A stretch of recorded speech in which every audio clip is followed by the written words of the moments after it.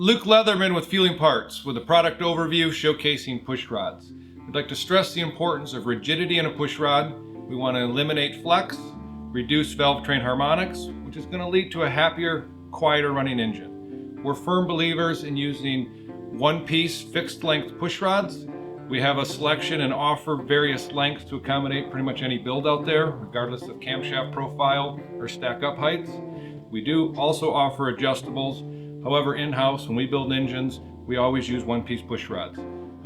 Our one-piece pushrods come with a 165 thousandths wall thickness. They're super heavy duty, and we want to reduce the harmonics through the rigidity of the pushrod. I'd like to showcase, some of the standardized adjustable pushrods you'll find on the market. We've got this set up. We're going to show some of the flexing differences between the stuff you'll find out there from our competitors compared to ours.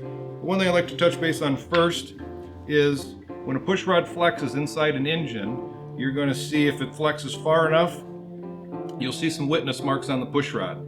And it's a ring witness mark that's going around the pushrod because the pushrod, once it flexes, it's in there spinning. If it's flexing far enough, it's going to flex and it's going to make contact with the pushrod tube and or the lifter cover cylinder head area. And so that's causing two things. One is you get the physical noise of the pushrod actually hitting the tube, metal on metal. And then you get the noise from the valve train harmonics because you now have a confused lifter because the pushrod's constantly changing lengths. It's not uncommon to add 4 or 5 horsepower in a mild to a hot rod performance build by just changing out the pushrods from a standard quick install to a fixed one length or a heavy duty adjustable like we sell. All right, just as an example here, we've set up one of the, I would say, commonly used quick install pushrods on the market. And we're just going to kind of show with the dial indicator how much these pushrods flex. Obviously this isn't ideal, but you can kind of get an overview and see what we're talking about here. Got the dial set on 0.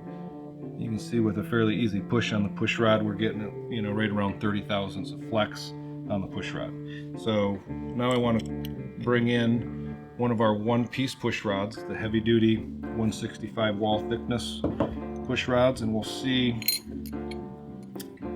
difference here. And these are lengths based off of a twin cam engine. We have taper at the end, so I'm going to move the blocks a little bit closer.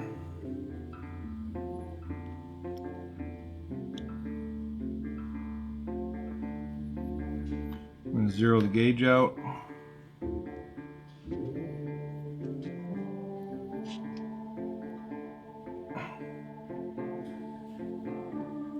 I think we're roughly 8 thousandths right there, something like that. And now I want to showcase our heavy duty adjustables. I do want to make a quick note on the fixed length and our heavy duty adjustables.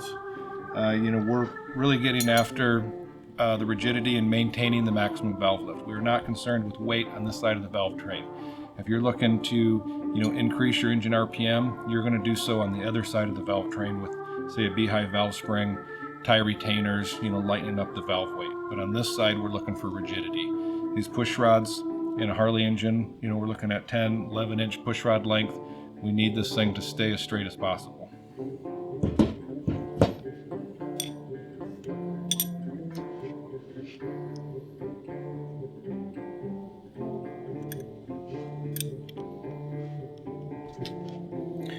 So here's our heavy-duty quick install pushrod. These are machined out of 7/16 tube so that we're leaving the 7/16 20 threads, and then the tube itself is cut down to 3/8 so it allows for a slip fit. I'm going to zero the gauge out and you can see how heavy these are in comparison to the standard stuff that's commonly used in the industry. So don't short yourself. Run Feuling pushrods and maintain maximum valve lift.